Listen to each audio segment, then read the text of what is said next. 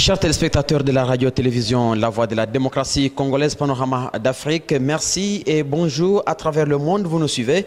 Et nous sommes très contents de recevoir encore sur ce plateau Corneille Mulumba qui est le doyen de l'Union pour la démocratie et le progrès social. Monsieur Corneille, bonjour. Bonjour.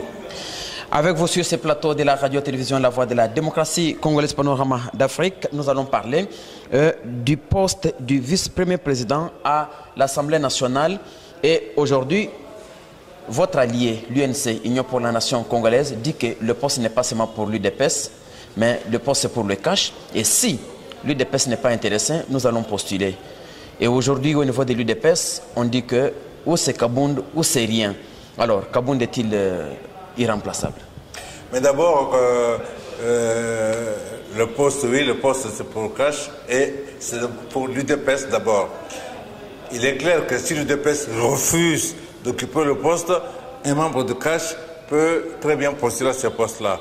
Mais, à ce que je sache, j'ai lu ce matin un communiqué de directoire de l'UDPS qui appelle les députés à se concerter pour que nous puissions avoir quelqu'un qui doit occuper ce poste-là. Donc, quelque part, ça n'a même plus lieu, puisque, le ministère de l'Intérieur avait confirmé que, conformément au statut, légalement, c'est le triumvirat, le directoire qui a le pouvoir d'assumer l'intérim avant les élections, et que par conséquent, M. Kabound ne peut pas se prévaloir du vice-président non plus, et par conséquent, Kabouya non plus. Dès lors, le seul organe qui engage le parti vis-à-vis de l'État et de toute autre organisation, c'est le directoire. Et ce directoire... Alors, ce directoire est constitué de qui? Ce directoire est constitué composé normalement de trois personnes. Lesquelles? Par fonction. Qui sont ces personnes? Par fonction. Vous avez la commission électorale du parti, son président, donc, qui est M. Jacquemin Chabani. Vous avez la convention démocratique du parti, qui est l'organe délibérant du parti entre le congrès, qui est dirigé par M. Victor Okenda. Et il y a le secrétaire général du parti, en l'occurrence M. Kabounda Kabound, secrétaire général. Maintenant, il est un fait que si M. Kabound ne veut pas, refuse d'assumer ses fonctions, un secrétaire général adjoint peut tout à fait assumer ce rôle-là. L'essentiel est que les trois puissent engager le parti. Le parti n'appartient pas à une personne, donc Kabound ne peut pas seul bloquer cette affaire-là. Mais le secrétaire général, M. Kabouya, avait dit que s'il y a quelqu'un de l'UDPS qui va se présenter, il sera invalidé, il va s'auto-exclure. Mais soyons cohérents. Si le ministère de l'Intérieur, conformément au statut du parti, ne reconnaît pas Kabouya en tant que secrétaire général, ne connaît pas Kabound en tant que président AI. Donc ces discussions passent à l'eau, parce que ça veut dire que le directoire peut même ordonner la fermeture du bureau et exiger de la police le contrôle de cet endroit-là. Donc l'autorité du parti reconnue officiellement maintenant, c'est le directoire et pas autre chose. Et c'est conforme et au statut et à la confirmation par le ministère de l'Intérieur. Chers téléspectateurs de la radio-télévision La Voix de la démocratie congolaise, Panorama d'Afrique, je rappelle que vous nous suivez à partir de New York, aux États-Unis d'Amérique, grâce à l'expertise de notre confrère Don Kaimbe. Et nous avons sur ce plateau Corneille Mulumba, qui est le doyen de l'UDPS. Avec lui, nous parlons de deux sujets. D'abord, le remplacement de Jean-Marc Kabound à l'Assemblée nationale. Et le deuxième point va suivre. Mais aujourd'hui, au sein de l'UDPS, il y a toujours des tumultes. Vous avez eu un mandat et le mandat est en train de tendre à sa fin.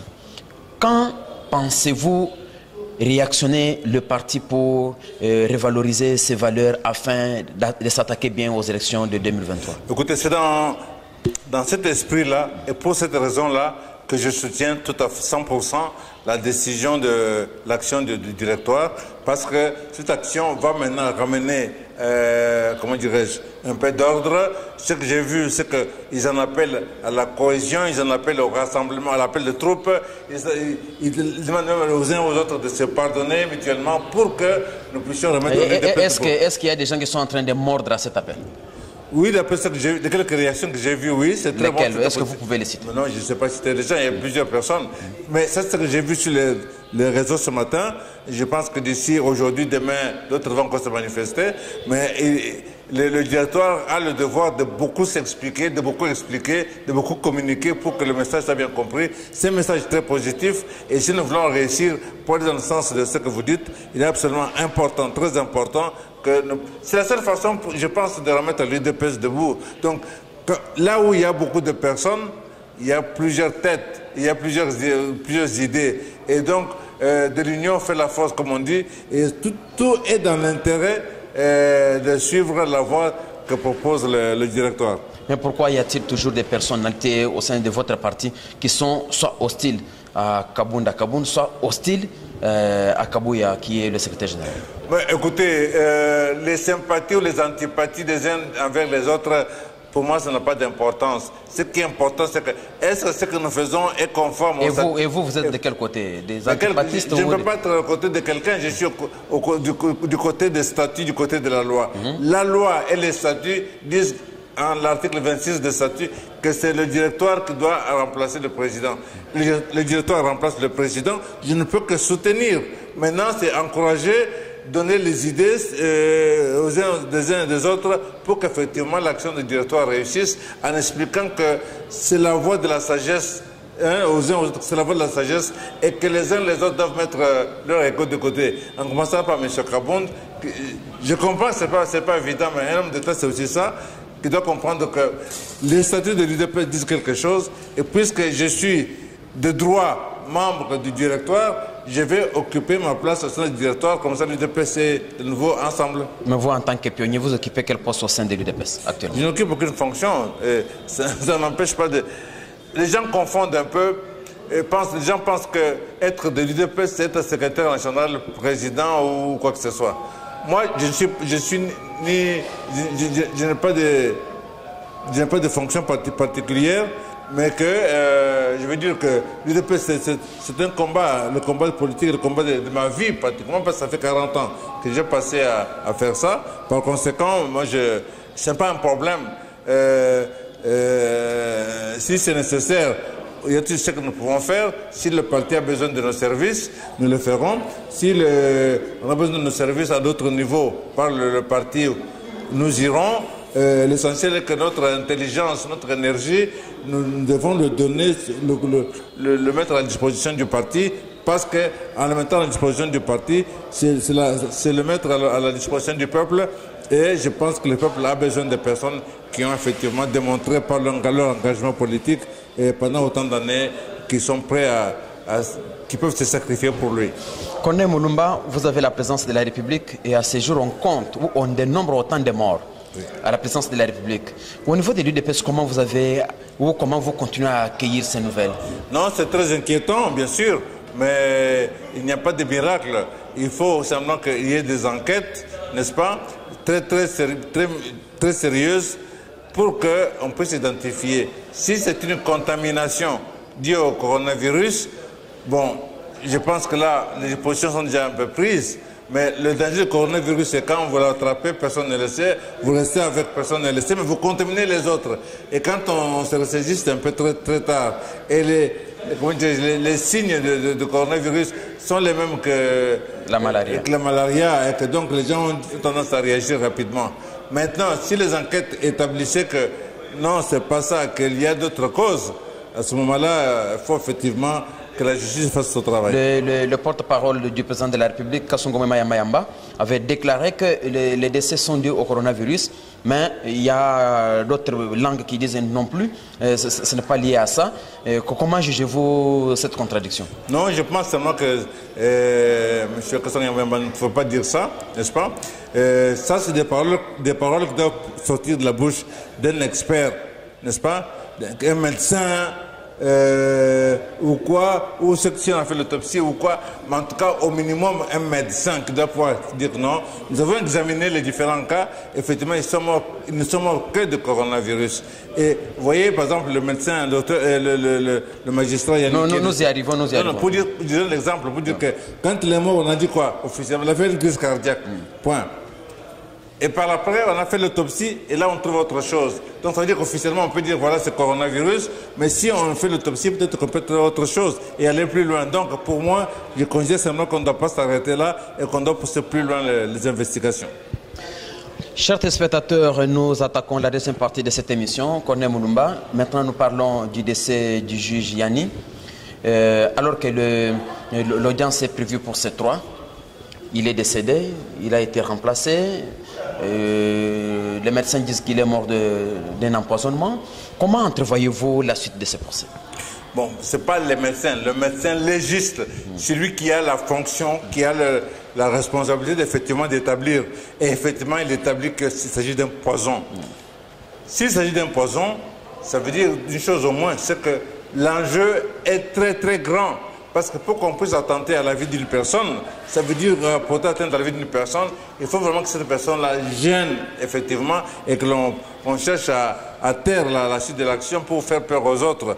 Donc, cela, c'est une raison de plus pour pousser encore davantage les investigations. Je ne suis pas expert, mais je pense que même l'expertise internationale doit être, on doit s'y référer, les meilleurs experts pour nous dire de quel poison il a été,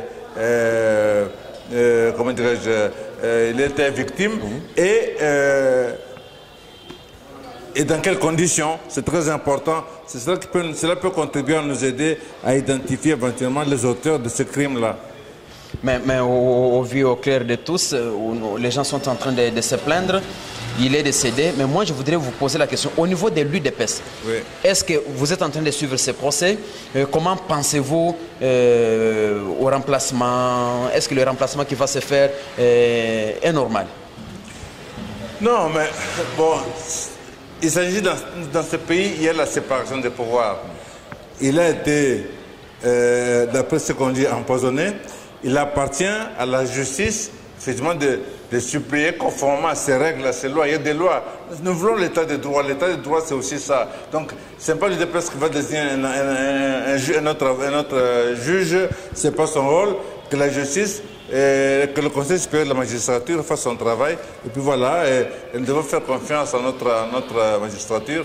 Et nous devons à chaque fois chercher à ce que, progressivement, et cet état de droit que nous donnons, nous rêvons, nous répétons à longueur de journée, se matérialise davantage.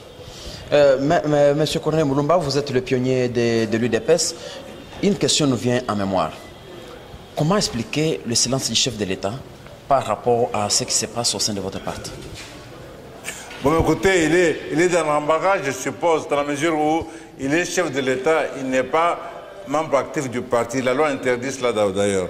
Donc, et puis je trouve qu'il appartient au parti de s'assumer. L'UDPS n'est pas un parti des petits-enfants. Le parti doit assumer ses responsabilités, le parti doit connaître son rôle et il sait qu'il faut apporter un soutien efficace à chef de l'État. Ce soutien efficace n'est possible que si le parti est organisé, restructuré. Et dans la confusion actuelle, effectivement, je pense que le parti ne fait pas ce qu'il faudrait faire. Mais encore une fois, nous sommes sur la voie. Je suis content de ce qui s'est fait en ce moment. Espérons que ça va aboutir à ce qu'effectivement le parti joue son rôle. Le président de la République, il est le président de tous les Congolais, des membres de l'UDPS comme des autres, ceux qui sont dans l'opposition comme ceux qui sont dans la majorité. Donc, il ne doit pas trop se mêler directement de ça. Il appartient à l'UDPS en tant qu'organisation qui a pratiquement 40 années de combat politique. Donc, censé être mature de s'organiser, de voir un peu comment, dans toutes les situations, quelle position prendre et que ce soit dans le sens des intérêts du peuple. Est-il vrai réellement que Kabunda a sauvé le chef de l'État? Parce qu'aujourd'hui, on est en train de dire que si Kabunda est éjecté, c'est parce qu'il aurait sauvé le chef de l'État contre le congrès des députés et sénateurs. C'est des discussions dans lesquelles moi je ne sais pas entrer. Est-ce que Kabunda peut sauver le chef de l'État? Pour avoir divulgué le secret qui était en train de s'opérer au niveau du bureau. Et ce congrès-là, il peut y en avoir un autre. Et alors quoi? Donc c'est pas ça la question. Le problème se pose mal, à mon point de vue. On se préoccupe de sauver le chef de l'État. C'est pas ça. Il appartient au chef de l'État, il appartient à l'UDPS et à ses membres qui sont au Parlement, au gouvernement, de poser des actes qui vont, comment dire, renforcer la confiance et donner l'espoir à la population. C'est de la situation, c'est de, comment dirais-je, c'est de la situation, de cette confiance, de cet espoir retrouvé qui fera que la population va soutenir l'action et du gouvernement et du chef de l'État. Donc, au lieu de se distraire par ça, il faut faire travailler les têtes pour voir quelles sont les actions que nous pouvons mener qui peuvent renforcer la position du chef de l'État et renforcer, faire en sorte que le peuple se mobilise pour qu'on ne touche pas au chef de l'État. Le chef de l'État a besoin aussi d'une représentation au sein de l'Assemblée nationale, au sein du bureau. Hier, c'était Jean-Marc Kabound. Aujourd'hui, vous venez de dire qu'au niveau du parti, on a lancé un communiqué pour que les députés se constituent. Vous connaissez tous ces élus. Qui pensez-vous être au moins capable d'avoir un contrepoids au sein du bureau de cette émission? Non, je ne peux pas jouer ce rôle-là, mais ce que je sais, c'est qu'il y en a plusieurs qui ont des compétences avérées là-dedans. Parmi eux, vous avez des avocats, vous avez des professeurs d'université, vous avez qui ont déjà assumé ces fonctions, il y a beaucoup de choses. Donc, il y a des gens qui ont fait plusieurs mandats de parlementaires. Donc, les gens qui ont l'expérience, ils ne manquent pas l'UDPS, ni parmi les députés là-bas. Mon souhait, c'est maintenant que, dans la mesure du possible, qu'on puisse choisir des personnes qui n'ont pas déjà bénéficié d'autres nominations. Parce que l'UDPS, ce n'est pas une affaire de quelques individus. Il y a suffisamment de compétences que les unes et les autres soient exploitées au maximum et que permettent à d'autres aussi de faire des expériences solides. Mais seulement que ce ne soit pas comme si des gens qui se partagent un gâteau, que cela fait qu'ils tournent entre quelques individus, là même on le nomme là, et puis on le nomme là-bas, et puis on le nomme ici, et puis on le nomme là-bas. Non. Mais il y a suffisamment de compétences au sein de l'Assemblée nationale. Nous sommes en train d'étendre à la fin de cette émission avec vous, Corneille Moulumba. Vous êtes le doyen de l'UDPS. Je rappelle à nos téléspectateurs qui sont en train de suivre à travers le monde le vice-premier ministre, le ministre de l'Intérieur, issu de votre parti politique, menacé. Comment jugez-vous son action devant l'Assemblée? A-t-il réellement manqué à dire ou n'a-t-il pas réellement des moyens comme il a dit? Écoutez, je ne suis pas député. Je pense que ce sont les députés qui l'ont reçu, n'est-ce pas? Et c'est ça aussi leur rôle. Bien sûr que je soutiens, je ne peux que soutenir, en tant que parti politique, je ne peux que soutenir notre ministre, vice-premier ministre, mais les députés doivent faire aussi leur travail. Si ils estiment que ce qu'il fait est bon, ils le soutiennent. S'ils estiment que ce n'est pas bon, bon, ils peuvent le sanctionner. Il appartiendra au parti de proposer d'autres personnes. Mais je pense de toute façon, de manière générale, que le gouvernement que nous avons n'est pas le gouvernement de la situation. Nous sommes dans une grande crise et il faut un gouvernement de battants, un gouvernement de gladiateurs, un gouvernement beaucoup plus, comment dirais-je, plus percutant que celui que nous avons, que nous avons l'impression de dormir quelque part. Il faut des idées, de nouvelles idées, des propositions. Il faut que le peuple se sente pris en charge sur le plan économique et social, sur le plan sécuritaire, sur beaucoup de plans. Donc, je pense, moi, qu'il est du devoir du chef de l'État d'essayer d'obtenir, de faire tout pour obtenir la démission du Premier ministre, ce qui lui permettra alors de désigner soit le même, soit notre Premier ministre, mais de recomposer totalement le cabinet, comme il doit aussi recomposer le gouvernement, comme il doit aussi recomposer son cabinet pour des raisons d'efficacité. Et son cabinet là où il y a trop de vide? Non, trop de vide après les décès à répétition? Non, indépendamment des décès, je pense que si le chef de l'État a voulu faire un peu plaisir à certains de ses proches, je pense qu'il est absolument important que le chef de l'État renouvelle totalement son cabinet. Il faut qu'il le renouvelle avec des gens beaucoup plus percutants que cela. Et donc, son entourage, au niveau de son cercle stratégique, et au niveau du cabinet comme tel, et au niveau du gouvernement, et au niveau du parti, il faut que les choses changent. Est-ce que vous avez un message particulier à adresser à l'UDPS comme au chef de l'État à travers la voie de la démocratie congolaise? Mais écoutez, je dis aux uns et aux autres qu'il nous reste 2 ans. Parce que la dernière année, elle est électorale. Donc il ne faut pas la prendre tellement en considération.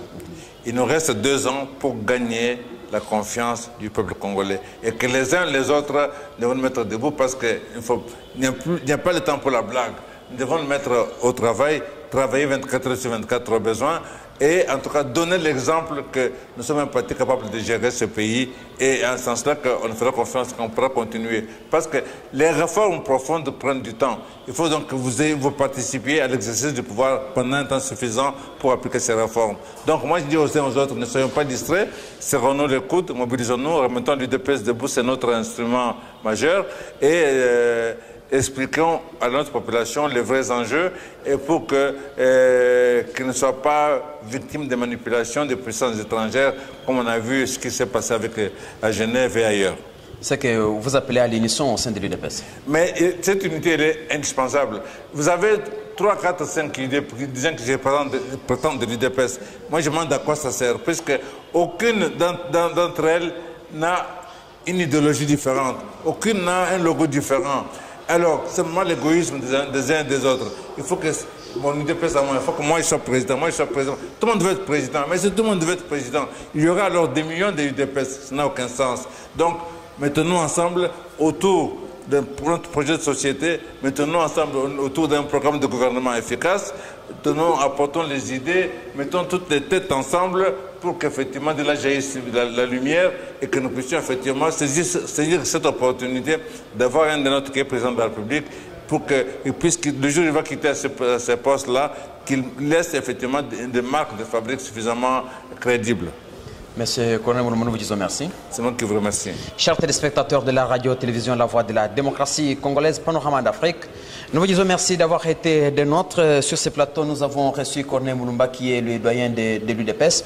Avec lui, un message à l'unisson, vous l'avez suivi. Il a fait le tour de l'actualité, mais il a appelé tous les membres, tous les sympathisants de l'UDPS à l'unisson pour vaincre afin que 2023 soit une réalité. Merci à Théodore Bakaïtouyela qui reste toujours derrière la caméra. Nous disons sincèrement merci à Don Kaime qui est aux États-Unis d'Amérique, le canal par lequel nous produisons ces émissions. Dans notre émission Zombo le soir de ce jour, comme je disais que nous venons de recevoir Corneille Moulumba, nous vous disons merci. Merci à José Kapajika, merci à toute l'équipe de Zombo le soir à partir de Kinshasa en République démocratique du Congo. Suivez-nous en intégralité sur www.mediaforafrica.net, soit Info RD Congo. Là, c'est notre page YouTube ou ne quittez pas, n'allez pas loin, suivez-nous aussi sur www.lavdc.net.